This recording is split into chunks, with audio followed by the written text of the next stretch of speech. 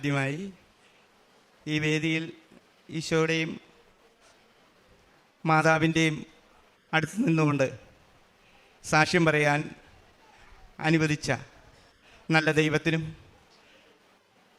കൃപാസന മാതാവിനും എൻ്റെ ആത്മാർത്ഥമായ നന്ദി രേഖപ്പെടുത്തുന്നു. ഞാൻ ഇടുക്കി ജില്ലക്കാരനാണ്. എൻ്റെ പേര് സാബു ജോസഫ്. കട്ടപ്പനയിലാണ് താമസം. ഞാൻ ആദ്യമായി ഉടമ്പടി എടുത്തത് 2023 5/6/2023 3 വർഷമായി പറയാം. ആദ്യമായിട്ട് എനിക്കിവിടെ ഇങ്ങനൊരു അവസരം ഉണ്ടാകുമോ ഇല്ലയോ എന്ന് എനിക്ക് വളരെ പ്രയാസകരമായ ഞാൻ വിഷമിച്ച് നടക്കുകയായിരുന്നു. എന്നെപ്പോലൊരാൾ, വിദ്യാഭ്യാസമില്ലാത്ത ഒരു വൃദ്ധനായ ഒരാൾ ഇങ്ങനൊരു വേദിയിൽ നിന്ന് സംസാരിക്കാനുള്ളൊരു അവസരം തമ്പുരാൻ തരുമോ എന്ന് ഞാൻ വളരെ ആകുലതയോടെ ആണ് ഇന്നും ഇവിടെ വന്നത്. ഞാൻ എല്ലാ മാസങ്ങളും വരും. ദൈവമേ, എനിക്കൊന്ന് ഈ വേദിയിൽ പറയുവാനുള്ള അവസരം തരണമേ തമ്പുരാനെ എന്ന് പറഞ്ഞുകൊണ്ട്. പക്ഷേ ഇന്ന് എനിക്ക് ഈ വേദി തമ്പുരാൻ നൽകിയിരിക്കുകയാണ്. ഞാനൊരു PWD കോൺട്രാക്ടറാണ്. കഴിഞ്ഞ 13 വർഷമായി ഞാൻ PWD കോൺട്രാക്ടറാണ്. എന്നാൽ ഇവിടെ വന്ന് ഉടമ്പടി എടുത്തതിന് ശേഷമാണ് ഞാൻ PWD ലൈസൻസ് വെച്ച് വർക്ക് ചെയ്യാൻ തുടങ്ങിയത്. 1 രൂപ പോലും എൻ്റെ കയ്യിലില്ലാത്ത ഒരവസ്ഥയിൽ ഞാൻ ഇവിടെ വന്ന് ഉടമ്പടി എടുത്തതിന് ശേഷം ഞാൻ കട്ടപ്പനയിലുള്ള ഒരു മുനിസിപ്പാലിറ്റി AE പോയി കണ്ട് സംസാരിച്ചു. എനിക്ക് ലൈസൻസ് ഉണ്ട്, പക്ഷേ ഇത് ചെയ്തു കൊണ്ടുപോകാനുള്ള കഴിവ് എനിക്കില്ല എന്ന് പറഞ്ഞപ്പോൾ അദ്ദേഹം പറഞ്ഞു, ഇവിടെ ഇഷ്ടംപോലെ കാശുള്ള ലൈസൻസുള്ള ഒത്തിരി കോൺട്രാക്ടർമാരുണ്ട്, നിങ്ങൾ ലൈസൻസി ആണെന്നും പറഞ്ഞ് ഇങ്ങനെ വന്നാൽ ഞാൻ എന്നാ ചെയ്യുന്നതെന്ന് പറഞ്ഞു. സാറേ, എന്നെ ഒന്ന് സഹായിക്കണം, ഞാൻ ആകെ ബുദ്ധിമുട്ടി നിൽക്കുകയാണ്. അരി മേടിക്കാൻ പോലും നിവൃത്തിയില്ലാത്ത ഒരവസ്ഥയിൽ ഞാൻ അദ്ദേഹത്തെ കണ്ടപ്പോൾ അദ്ദേഹം പറഞ്ഞു, താനൊരു കാര്യം ചെയ്യ്, ആർക്കും വേണ്ടാതെ കിടക്കുന്ന ഒരു വർക്കുണ്ട്, ആ വർക്ക് തനിക്ക് ചെയ്യാൻ പറ്റുമെങ്കിൽ ചെയ്യേ, ഞാൻ വേണ്ട സപ്പോർട്ടൊക്കെ ചെയ്തു തരാമെന്ന് പറഞ്ഞു. സ്നേഹമുള്ളവരെ, ഇദ്ദേഹം പറഞ്ഞതനുസരിച്ച് ഞാൻ ഒരാളോട് പോയി 10,000 രൂപ കടം മേടിച്ച് ഞാൻ ടെൻഡർ ചെയ്തു. ആ ടെൻഡർ എനിക്ക് സെക്കൻഡ് ഇതായിരുന്നതുകൊണ്ട് എനിക്ക് തന്നെ കിട്ടി, ആരും എതിരില്ലായിരുന്നു. ആ വർക്ക് എടുത്ത് ചെയ്തിട്ട് ആ വർക്ക് ചെയ്യണമെങ്കിൽ ആരെങ്കിലും സാധനം തന്ന് സഹായിക്കണം. 1 ലക്ഷം രൂപയുടെ സാധനം ഒരു വ്യക്തി എന്നോട് ഇങ്ങോട്ട് വന്ന് പറഞ്ഞു, ഞങ്ങൾ ചെയ്തു തന്നേക്കാം എന്ന് പറഞ്ഞു. ആ വർക്ക് 1 ലക്ഷം രൂപ വേറൊരാൾ മുടക്കി, 10,000 രൂപ വേറൊരാൾ മുടക്കി ആ വർക്ക് എനിക്ക് ചെയ്തു തന്നു. ഞാൻ 1,50,000 രൂപ എനിക്ക് ആ എൻ്റെ അക്കൗണ്ടിൽ ഇട്ട് തന്നു. അങ്ങനെ ഞാൻ ആദ്യമായി ഒരു കോൺട്രാക്ടറായി നിലവിൽ നിന്നു. അങ്ങനെ ഞാൻ അതുകൊണ്ടെന്ന് വെച്ച് 10 വർക്കോളം ചെയ്തു. ഈ 10 വർക്ക് ചെയ്തിട്ടും അതിൻ്റെ ഇടയ്ക്ക് എനിക്ക് ഒത്തിരി പ്രശ്നങ്ങൾ ഈ ലൈസൻസുമായി ബന്ധപ്പെട്ട് വന്നു. ലൈസൻസ് പുതുക്കേണ്ടി വന്നു, പിന്നെ നമ്മുടെ സിഗ്നേച്ചർ പുതുക്കേണ്ടി വന്നു. ഇതിനെല്ലാം സത്യത്തിൽ പണം ഉണ്ടാകുന്നതിന് വേണ്ടി ഞാൻ ഒത്തിരി വിഷമിച്ചു. എന്നാലും ഇതെല്ലാ പ്രശ്നങ്ങളും നീക്കി ഈ 2026 31/3/2026 10ഓളം വർക്കുകൾ ഞാൻ സ്വന്തമായിട്ട് ചെയ്ത് ഞാൻ സർക്കാരിൽ നിന്ന് കാശ് വാങ്ങിച്ചെടുത്തു. എൻ്റെ എല്ലാ ബാധ്യതകളും മാറി എനിക്ക് ബാങ്ക് ബാലൻസ് വരുത്തി തീർത്തു. ഞാൻ പറയുമ്പോൾ ഇതൊരു അത്ഭുതമാണ്, പക്ഷേ കേൾക്കുന്നവർക്ക് ഇതൊരു അത്ഭുതമായിരിക്കണം നിർബന്ധമൊന്നുമില്ല. പക്ഷേ ഇത് എൻ്റെ ജീവിതത്തിനെ മാറ്റിമറിച്ച ഒരു സംഭവമാണ്. ഈ സംഭവം വളരെ ആത്മാർത്ഥമായി ഞാൻ നല്ല ദൈവത്തിന്, കൃപാസന മാതാവിനും 1000 നന്ദി ഞാൻ ഈ അവസരത്തിൽ നൽകുകയാണ്. രണ്ടാമത് എനിക്ക് കിട്ടിയത്, ഞാൻ ഒരു ഓട്ടോയിൽ യാത്ര ചെയ്യുകയായിരുന്നു. പള്ളിയിൽ പോയിട്ട് ഞാൻ പെട്ടെന്ന് എനിക്ക് സൈറ്റിൽ പോകുന്നതിന് വേണ്ടി ഞാൻ ഓട്ടോയിൽ യാത്ര ചെയ്തു. ഒരു 500 മീറ്ററോളം വണ്ടി വന്നിട്ട് ഒരു കൊക്കയിലേക്ക് ഈ ആട്ടോ മറിഞ്ഞു. ആ മറിഞ്ഞിട്ട് എല്ലാവരും കൂടെ വന്ന് ഈ പിന്നെ ഓട്ടോ തപ്പുക. അതുപോലെ ഡ്രൈവറെ കിട്ടി, ഡ്രൈവർക്ക് നല്ല പരിക്കായിട്ട് ഡ്രൈവറെ കിട്ടി. ഞാനിതിനകത്ത് മാതാവിൻ്റെ മടിയിൽ കിടക്കുകയായിരുന്നു. എനിക്കൊരു പോറൽ പോലും ഏറ്റില്ല. മാതാവ് അങ്ങനെ അത്ഭുതകരമായി എന്നെ ആ ആപത്തിൽ നിന്ന് രക്ഷപ്പെടുത്തി. എൻ്റെ ഈ മാതാവിൻ്റെ കാശ്രൂപം എപ്പോഴും എൻ്റെ കഴുത്തേലുണ്ട്.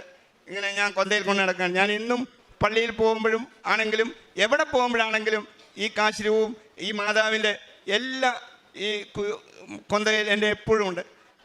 വളരെ സന്തോഷത്തോടെയും അത്ഭുതത്തോടെയും കൂടിയാണ് എന്നെ എടുത്തു പൊക്കിയ ആൾക്കാർ വന്ന് പറഞ്ഞത്. ഞാൻ ചത്തുപോയി എന്ന് ഓർത്തിരിക്കുകയായിരുന്നു എല്ലാവരും.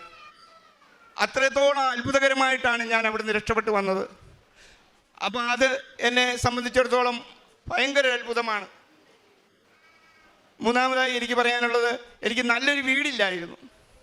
നല്ലൊരു വീടില്ലായിരുന്നു എന്ന് പറഞ്ഞു കഴിഞ്ഞാൽ വീടുണ്ട്, പക്ഷേ എൻ്റെ പ്രദേശത്തെ വീട് വെച്ച് നോക്കുമ്പോൾ, എൻ്റെ പ്രദേശത്തുള്ളവരുടെ വീട് വെച്ച് നോക്കുമ്പോൾ എൻ്റെ വീട് ഒരു തൊഴുത്ത് പോലെ ഇരുന്നതാണ്. തൊഴുത്ത് പോലും കൊള്ളൂല. എൻ്റെ സഹോദരങ്ങളുടെ ബന്ധുക്കളുടെ വീട്ടിലെ തൊഴുത്ത് എൻ്റെ വീടിനേക്കാൾ നല്ലതായിരുന്നു. അപ്പോൾ അത്രത്തോളം മോശമായി എൻ്റെ വീട്. ഞാനൊരു 4-5 ലക്ഷം രൂപ മുടക്കി ഒരു മറ്റുള്ളവർക്ക് വന്നാൽ കയറി ഇരിക്കാൻ പറ്റുന്നത് പോലെ ഒരു വീടുണ്ടാക്കിയെടുക്കാൻ എൻ്റെ മാതാവ് എന്നെ സഹായിച്ചു. അതും ഈ ഉടമ്പടി എടുത്തതിന് ശേഷമാണ് നടന്നത്. അതുപോലെ തന്നെ മറ്റൊരു അത്ഭുതകരമായ കാര്യം എനിക്ക് പറയാനുള്ളതെന്ന് പറഞ്ഞാൽ, എനിക്ക് വയസ്സ് 65 ഒരു ബാങ്കുകാരന് ലോൺ തരികയില്ല. 60 വയസ്സ് കഴിഞ്ഞാൽ അതവർ പറയത്തില്ല, അത് നമ്മളോട് പറയത്തില്ല. നിങ്ങൾക്ക് ലോൺ തരത്തില്ലെന്നേ പറയത്തുള്ളൂ. നിങ്ങൾക്ക് പ്രായം കൂടിപ്പോയത് കൊണ്ട് ആ തരത്തില്ലെന്ന് പറയത്തില്ല. അപ്പം എന്നെ എല്ലായിടത്തും നിന്നും ഇങ്ങനെ ഒഴിവാക്കുമ്പോൾ ഞാനിങ്ങനെ ആലോചിച്ചു, ദൈവമേ ഇതെന്നെ എന്തൊരു പരീക്ഷണമാണ് എന്ന് പറഞ്ഞു. അപ്പം ഞാൻ അങ്ങനെ വിഷമിച്ച് നടക്കുമ്പോൾ എൻ്റെ വീടിന് അടുത്ത് തന്നെ ഒരു ബാങ്കുണ്ട്. എൻ്റെ വീട്ടിൽ ഇരുന്നാൽ കാണാം.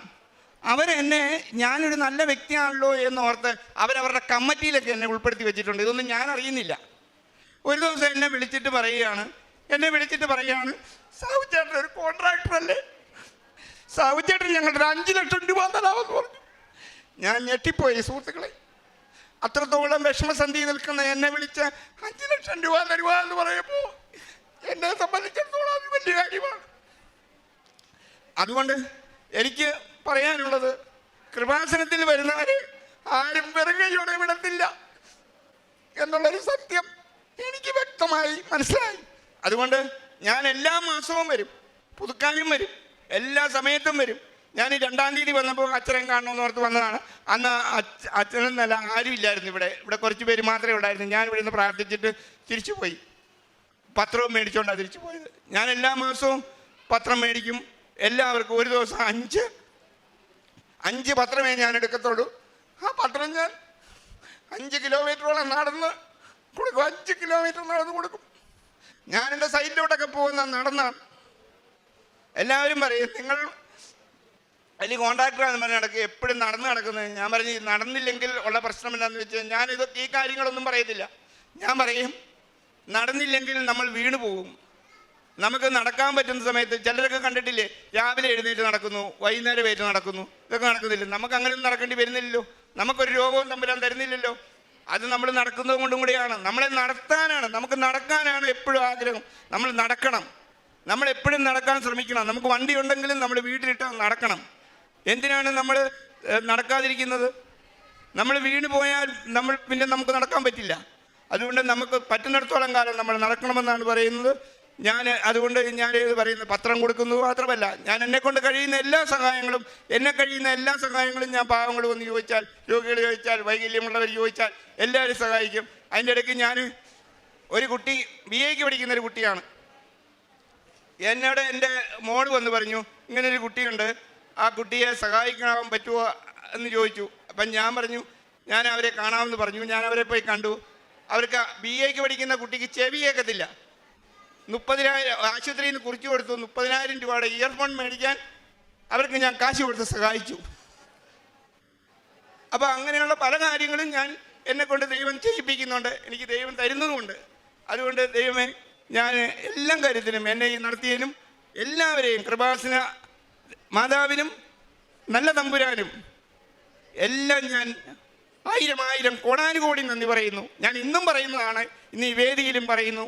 എനിക്കിങ്ങനെ ഒരു അവസരം ഉണ്ടാക്കി തന്ന നല്ല ദൈവത്തിന് 100,000 നന്ദി, കോടാനുകോടി നന്ദി പറഞ്ഞുകൊണ്ട് നിർത്തുന്നു. നന്ദി, നമസ്കാരം. വിശുദ്ധ പൗലോസ് ശ്ലീഹ റോമാക്കാർക്ക് എഴുതിയ ലേഖനം 8-ാം അധ്യായം 28-ാം തിരുവചനം. ദൈവത്തെ സ്നേഹിക്കുന്നവർക്ക്, അവിടുത്തെ പദ്ധതി അനുസരിച്ച് വിളിക്കപ്പെട്ടവർക്ക് അവിടുന്ന് സകലവും നന്മയ്ക്കായി പരിണമിപ്പിക്കുന്നുവെന്ന് നമുക്കറിയാമല്ലോ.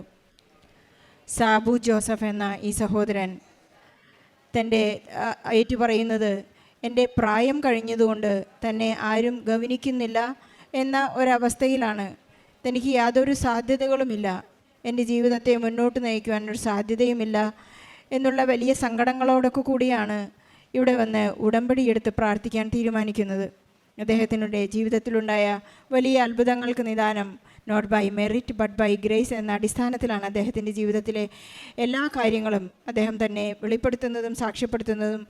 ഞാൻ തന്നെ ഒരു വലിയ അത്ഭുതമാണ്, എൻ്റെ ജീവിതത്തിൽ ഓരോ നിമിഷവും നടക്കുന്നത് മറ്റുള്ളവരെ സഹായിക്കുന്നതും മറ്റുള്ളവർക്ക് വേണ്ടി ഞാൻ ഈശോയുടെ പേരിൽ എന്തൊക്കെ ചെയ്യുന്നോ അതെല്ലാം എനിക്കൊരു കൃപയാണ് എന്ന് അദ്ദേഹം ഏറ്റുപറയുകയാണ്. അദ്ദേഹം ഒരു PWD കോൺട്രാക്ടറായി ലൈസൻസ് എടുത്തതുമെല്ലാം ഒരു വലിയ അത്ഭുതത്തോടെ നോക്കിക്കാണുന്നതിൽ നമുക്ക് ആശ്ചര്യം തോന്നുകയില്ല. കാരണം പരിശുദ്ധ കൃപാസന അമ്മയോട് മാധ്യസ്ഥം അപേക്ഷിച്ച് ഉടമ്പടി എടുക്കുന്നവരെല്ലാം തന്നെ അത്ഭുതങ്ങളുമായി അൾത്താരയിലേക്ക് കയറി വന്ന് സാക്ഷ്യം പറയുന്നതാണ്. അദ്ദേഹത്തിന് പരിശുദ്ധ അമ്മയുടെ സംരക്ഷണം, ഒരു ഓട്ടോറിക്ഷ മറിഞ്ഞപ്പോൾ അദ്ദേഹത്തിന് സംരക്ഷണം ഉണ്ടായതിനെക്കുറിച്ച് പറയുന്നുണ്ട്. ഓട്ടോ തകർന്ന് തരിപ്പണമായി. എല്ലാവരും കരുതി സാബു ജോസഫ് അവസാനിച്ചു എന്ന് കരുതിയതാണ്. പക്ഷേ ഒരമ്മ പരിശുദ്ധ അമ്മ കുഞ്ഞിൻ്റെ എടുത്ത് വാരി പുണരുന്നത് പോലെ ഒരു സ്ഥിതിവിശേഷത്തിൽ അദ്ദേഹം വളരെ സംരക്ഷിതനായി, ഒരു പോറൽ പോലും ഏൽക്കാതെ അദ്ദേഹത്തിന് സംരക്ഷണമുണ്ടായി എന്ന് പറയുന്നു. കൃപാസനത്തിൽ വന്ന് ഉടമ്പടി എടുത്തതിന് ശേഷമാണ് അദ്ദേഹത്തിനൊരു നല്ല ഒരു വീട് പോലുമില്ല, ഒരു തൊഴുത്തുപോലെയൊരു എന്തോ ഒന്നായിരുന്നു അദ്ദേഹത്തിൻ്റെ വീട്. നാം ഉടമ്പടി എടുക്കുമ്പോൾ നമ്മുടെ ജീവിതത്തിലേക്ക് വരുന്ന ഒരുപാട് വ്യത്യാസങ്ങൾ, ജീവിതക്രമം, അദ്ദേഹം പറയുകയുണ്ടായി, 50 ദിവസത്തെ നോമ്പ് ഞാൻ വളരെ ശക്തമായും വളരെ സത്യമായും ഞാൻ ആത്മാർത്ഥമായി ഈശോയോട് ചേർന്ന് ഒരു തപസ് തന്നെയായിരുന്നു എന്ന് സ്ഥിരീകരണ സമയത്ത് അദ്ദേഹം ഏറ്റുപറയുകയായിരുന്നു. തൻ്റെ ഓവറേജ് ആയതുകൊണ്ട്, പ്രായം കവിഞ്ഞു പോയതുകൊണ്ട് തന്നോട് ആരും ആ രഹസ്യം പറയുന്നില്ല, തങ്ങൾക്ക് ലോൺ കിട്ടുന്നില്ല. എല്ലാവരും ഉപേക്ഷിക്കുമ്പോഴാണ് പരിശുദ്ധ അമ്മയുടെ ആ ഒരു മധ്യസ്ഥത്തിലൂടെ സാധ്യതകൾ വരുന്നത്. Not by merit but by grace എന്ന അടിസ്ഥാനം അദ്ദേഹത്തിന് ഒരു വലിയൊരു എമൗണ്ട് ലോൺ കിട്ടാനായിട്ട് സാധ്യതകൾ ഉണ്ടായെന്ന് ഏറ്റു പറയുന്നു. നമുക്ക് പരിശുദ്ധ അമ്മയോടും ഈശോയോടും എപ്പോഴും ചേർന്ന് നിൽക്കാം. നാം ഉടമ്പടി ചെയ്യുന്നത് ഒരു നിസ്സാര കാര്യമല്ലെന്ന് നാം മനസ്സിലാക്കേണ്ട അവസ്ഥകളാണ് ഓരോ സാക്ഷ്യങ്ങൾ കേൾക്കുന്നതും. നമുക്ക് ഈശോയോടും പരിശുദ്ധ അമ്മയോടും നന്ദി പറഞ്ഞുകൊണ്ട്, നമ്മുടെ ഉടമ്പടി വളരെ വിശ്വസ്തയോടുകൂടി ചെയ്യാനുള്ള കൃപയ്ക്കായിട്ട് നന്ദി പറഞ്ഞുകൊണ്ട്, സാബു ജോസഫിന് ലഭിച്ച എല്ലാ അനുഗ്രഹങ്ങൾക്കും കൃപകൾക്കും നന്ദി പറഞ്ഞ് നല്ലൊരു കയ്യടിയോടെ സാക്ഷി നമുക്ക് സമർപ്പിക്കാം. അത്യപൂർവ ദൈവാനുഭവങ്ങൾ ഇനി നിങ്ങൾക്കും സ്വന്തം. ഈ യൂട്യൂബ് ചാനൽ ഇതുവരെ സബ്സ്ക്രൈബ് ചെയ്തിട്ടില്ലെങ്കിൽ ഇപ്പോൾ തന്നെ സബ്സ്ക്രൈബ് ചെയ്യുക. ഈ വീഡിയോ ഇപ്പോൾ തന്നെ നിങ്ങളുടെ സുഹൃത്തുക്കൾക്ക് ഷെയർ ചെയ്തുകൊണ്ട് കർത്താവിൻ്റെ പ്രേക്ഷിതരാകുക.